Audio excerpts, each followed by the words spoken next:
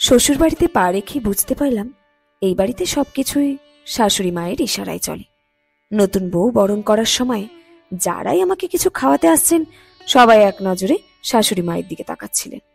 বিয়ের আগে ওনাকে মাত্র একবার দেখেছি। যথেষ্ট রুচিশীল মহিলা, যেমন কথাবার্তা তেমন পোশাক আশাক। সেদিন রাতে আমার স্বামী আমাকে খুব স্পষ্ট ভাষায় বলে দিলেন, দেখো, এ বাসায় কখনো একটা কাজ করার চেষ্টাও করবে না। মা যা বলবে সেটাই মেনে নেবে, কোনো জিজ্ঞাসা করা যাবে না। শুধু এটুকুই চাওয়া তোমার কাছে। সেদিন রাতেই আমার মনে হচ্ছিল কত বড় নরকে পড়তে যাচ্ছি আমি। সারা জীবন নাটক সিনেমাতে কাছের ভাই বোনদের কাছে শুনতাম শাশুড়ি শাশুড়ি হয়, ঝগড়াঝাটি ঝামেলা সারাক্ষণ কিছু না কিছু লেগেই থাকে। আমি ভীষণ শান্তিপ্রিয় মানুষ।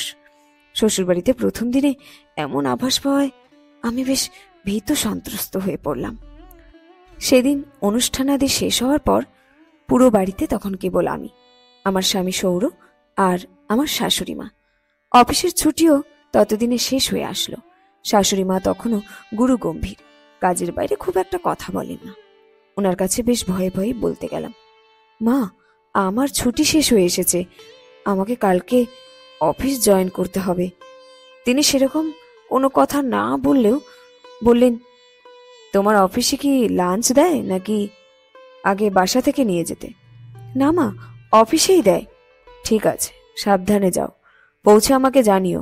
আর শোনো, তোমার অফিসের ঠিকানাটা বিছানার পাশে রাখা, আমার ডায়েরিতে লিখে দিয়ে যেও। রাতে বাসায় ফিরে তড়িঘড়ি করে রান্নাঘরে ঢুকতেই মা বলে উঠলেন, টেবিলে বসো, তোমরা খাবার দিচ্ছি, তাড়াতাড়ি খেয়ে শুয়ে পড়বে, তাহলে একটা লম্বা ঘুম হবে, না হয় অফিস গিয়ে তো ঝিমোবে। মা, আমি অফিস থেকে ফিরে রান্না করব, আপনি রেস্ট করবেন, শুধু শুধু কষ্ট হবে আপনার। চাকরি করছো, পুরো মনোযোগ ওখানেই দাও। সবকিছু সামলে নিতে চাইলে কোনোটাই খুব ভালো হবে না। তুমি মাঝে মধ্যে এটা ওটা করে খাওয়াতে চাইলে ছুটির দিনে করো। যতদিন বেঁচে আছি এদিকটা তোমার ভাবতে হবে না। আমি যার পরনায় অবাক হলাম শাশুড়ি মায়ের কথা শুনে। আমি ভাবলাম হয়তো নতুন, তাই মা আমায় কিছু করতে দিচ্ছেন না। কিন্তু ভাবনায় ছেদ পড়ল। যখন বিয়ের 1 বছর পার হয়ে গেছে, এখনো রোজ অফিস থেকে ফিরলে মা খাবার রেডি করে টেবিলে সাজিয়ে রাখে। ওনাকে আমি বুঝতে পারি না, ভীষণ শক্তপোক্ত মানুষ, খুব কম কথা বলেন, কিন্তু সবকিছু নিজ হাতে করেন। আমার বোঝার কোনো উপায় নেই আমি এ বাড়ির বউ নাকি মেয়ে। বেশ কদিন হলো অফিসে বেশ ঝামেলা চলছে। একদিন রাত 9টা বেজে গেল। আমিও কাজের চাপে বাসায় ফোন করে জানাতে ভুলে গেছি যে বাসায় যেতে দেরি হবে। হঠাৎ রিসেপশন থেকে একটা ফোন আসলো, ম্যাডাম, নিচে ওয়েটিং রুমে আপনার জন্য একজন অপেক্ষা করছেন। আমি ভেবে পাচ্ছিলাম না এই সময় আমার কাছে কে আসবে। 7-5 ভাবতে ভাবতে ওয়েটিং রুমে গিয়ে দেখি শাশুড়ি মা বসে আছেন, বেশ গম্ভীর মুখ। মা, আপনি এখানে? তোমার কাজ শেষ নাকি আর একটু লেট হবে? না মা, হয়ে এসেছে, আমি এই বের হব। ঠিক আছে, ব্যাগ নিয়ে আসো, আমি অপেক্ষা করছি। পুরোটা রাস্তা তিনি গুরু গম্ভীর ছিলেন। বাসায় ফিরতেই মা বললেন, কতগুলো ফোন দিয়েছি তোমাকে, ফোন দিয়ে তো জানাতে পারতে তোমার দেরি হবে। মা, সরি, দেখিনি গো মা। তোমার না দেখার কারণে যে আমার কি পরিমাণ চিন্তা করতে হয়েছে সেটা তুমি বোঝো? এখন থেকে দেরি হলে আগে জানাবে আমায়। হ্যাঁ মা। এরকম ওভার টাইমে অফিসে সন্ধ্যায় নাস্তা দেয় তো? হ্যাঁ মা, দেয় তো। এরপর কখনো অফিসে রাত হলে সব দিনই বাসায় ফিরে দেখতাম মা আর সৌর আমার জন্য না খেয়ে অপেক্ষা করতেন। বিয়ের প্রায় 2 বছর হয়ে যাচ্ছে। এমন একদিন আমরা 3 জন মিলে আমার পিসি শাশুড়ির বাড়িতে নিমন্ত্রণ খেতে গেলাম। গল্পের এক ফাঁকে পিসি শাশুড়ি একটু খোঁচা মেরেই বললেন, বাচ্চা নিবে কবে? আমি ইতস্তত করতে করতে কিছু একটা বলবো, তখনই শাশুড়ি মা বলে উঠলেন, দেখো, ওদের প্ল্যান অনুযায়ী যখন ইচ্ছে নেবে, আর সবচেয়ে বড় কথা, উপরওয়ালা যখন চাইবে তখনই হবে। যেচে যেচে এত গোপন কথা কাউকে জিজ্ঞেস করো না, ভালো দেখায় না।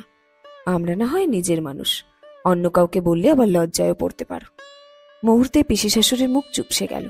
তৎক্ষণাৎ তিনি বলে উঠলেন, বউরে এত মাথায় তুইল না, পরে যখন দেখবে না মুখ ঝামটা দিবে তখন বুঝবা। আমার বাড়ির বউ কি তোমাদের বাড়ির বউয়ের মতো ঘরের কাজের লোক নাকি? যে আমায় দেখে রাখবে? তোমরা তো আজীবন আমার সাথে খারাপ ব্যবহার করেছ, পায়ে ঠেলে রেখেছ পুরো বাড়ির লোক মিলে।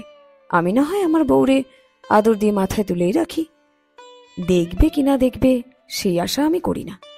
বাড়ি ফিরে আমি ভাবছিলাম, এত শক্ত সামর্থ্য মানুষ, কি দারুণ ব্যক্তিত্ব, তার সাথে আবার কেউ খারাপ ব্যবহার করতে পারে, তাকে আবার কেউ কমেন্ট দিতে জানে। ভীষণ কৌতূহল বোধ থেকে বেশ সাহস সঞ্চয় করে মায়ের সাথে গল্প করতে করতে জিজ্ঞেস করলাম, মা, আপনার সংসার জীবন কেমন ছিল? মা তখন বেশ দৃঢ় কণ্ঠে বললেন, শোনো মা, দুনিয়াটা শক্তের ভক্ত, নরমের জম। আমি সবসময় চুপ থাকতাম, তাই সবাই পেয়ে বসত। সরকারি চাকরি হয়েছিল, শাশুড়ি মা আমায় চাকরি করতে দেননি, পেটে তখন আমার সৌর। সে কি তুলকালাম কাণ্ড! তোমার শ্বশুরও যাচ্ছে তাই ব্যবহার করতেন। ওদের এহেন ব্যবহারে আমার ঘৃণা চলে এসেছিল। পরের জীবনটুকু দায়বদ্ধতা থেকে শুধু ওদের জন্যই করে গেছি, কোনো শ্রদ্ধা কিংবা কোনো ভালোবাসার ছিটেফোঁটা ছিল না। বলতে বলতেই তার দু চোখ বেয়ে জল পড়ছিল।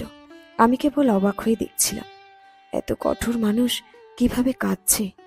মা তখনও বলছিলেন, শুধু মন থেকে চাইতাম আমার ছেলেটা যাতে মানুষ হয়।